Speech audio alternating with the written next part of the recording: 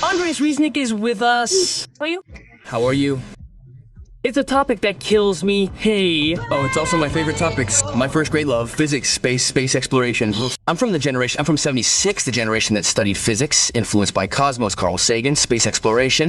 Crazy. It's not accepted. I was born in 76. In 69, man set foot on the moon, on the shores of the cosmic ocean.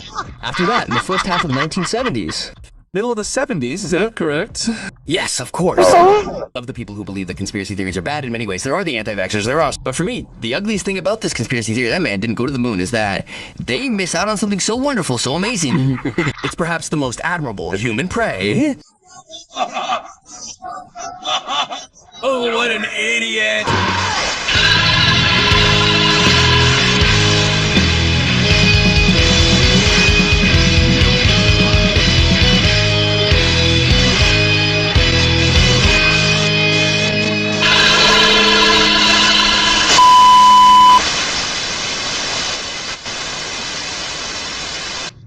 Setting foot on the moon was something that humanity during this time, and I am the generation that is still in shock over that feat.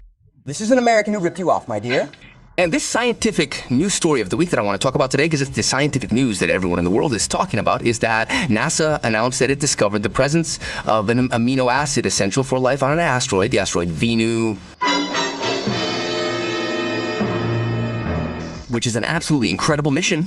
Imagine that NASA sent a spacecraft the size of a car to an asteroid that is about 500 meters in diameter and is traveling around the sun at 100,000 kilometers per hour. Now we're supposedly sometimes at a distance that is between the distance between Earth and Venus and the Sun, sometimes at a distance that is between Mars and Jupiter. Let's say, but it is a Corbett asteroid around the Sun. NASA, in an incredible feat of engineering, sent a spacecraft that intercepted this piece of rock traveling at 100,000 kilometers per hour around the Sun, landed the spacecraft the size of a car on that rock, took samples, and sent them back to Earth. Oh, you idiot! In fact, there is a video there. We see the video there? It is real footage of when it landed on the scope, that is, the launch, right? When it was launched. In 2016, it was launched. It took 2 years to reach the asteroid. 2018, it reaches the asteroid. Those real images of the asteroid. It orbited the asteroid for 2 years to see where it could land. It landed in 2020. See? There it is orbiting. Sure, it's orbiting the asteroid. That's where it lands. That's why it's incredible. And the conspiracy theorists don't believe this. Look what they're missing. Look who you made fun of.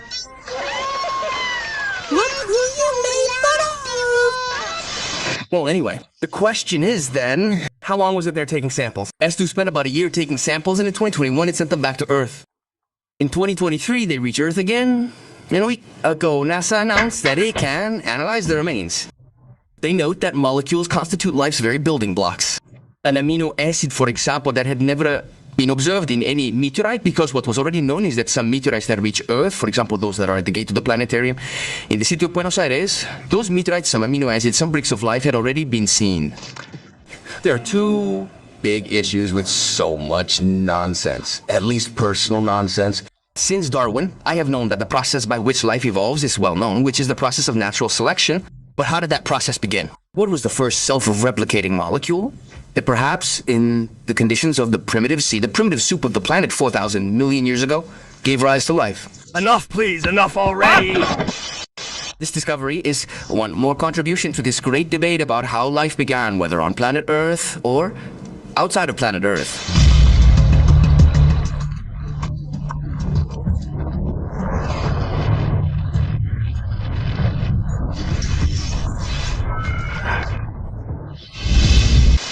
The panspermia theory, which states that life actually began in interstellar space and that it reaches Earth in the form of seeds that sow life, because the molecule that was discovered on this asteroid is very complex. It's a molecule, an amino acid, tryptophan. It's called one of the amino acids. And look at this nice detail. And that amino acid is the one that your serotonergic neurons use to produce serotonin, which is associated with our happiness. In other words, to be happy, you need to eat a molecule that reaches Earth on asteroids.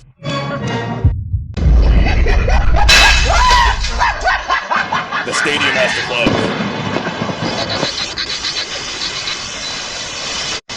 This debate is a debate that has always existed.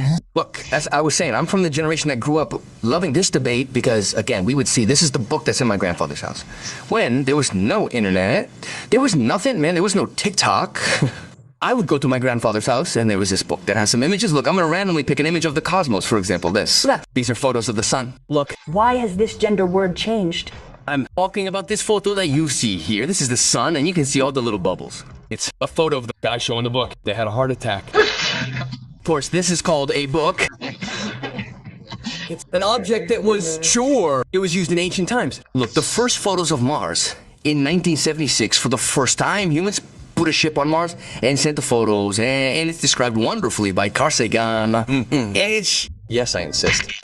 You shoot lightning bolts, electric discharges, the building blocks of life begin to form, amino acids and lactic acids, for example. And so that experiment in 1952 gave a strong boost to the idea that in reality the molecules of the pathway, the first self-replicating molecule, originated on Earth, and that's what Carl Sagan defended in this book. It was mainstream because of that experiment. But in recent years, science has increasingly come to see that when we look into outer space, we see a bunch of building blocks of life because we are made of the same atoms that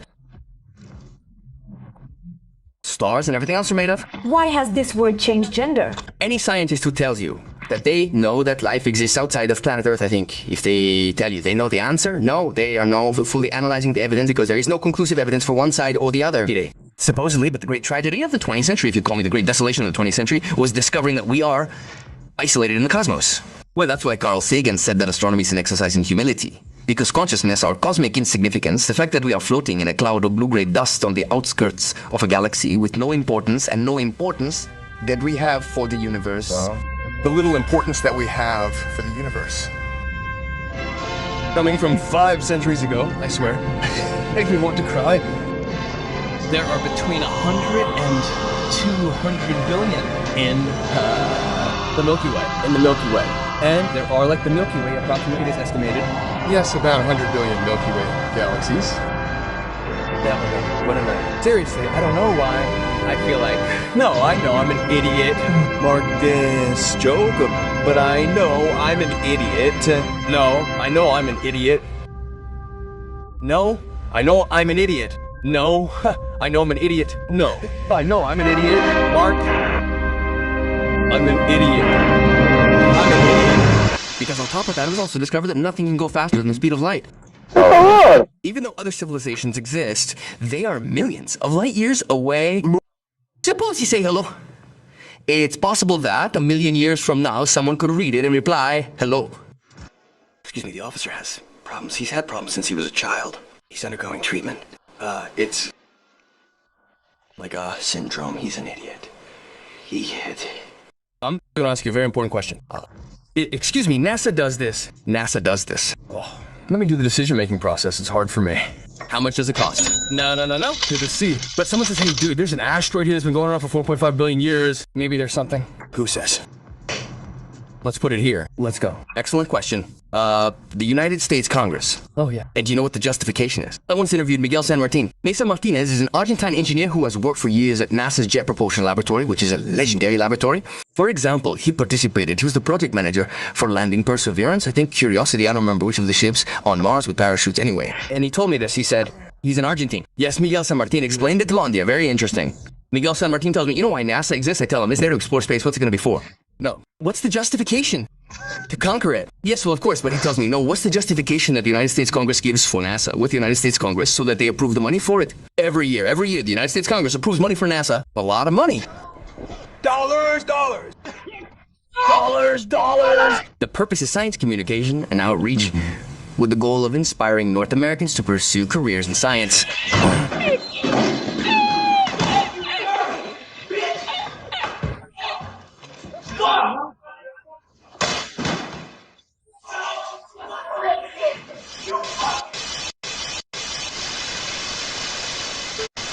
Well, that would be it.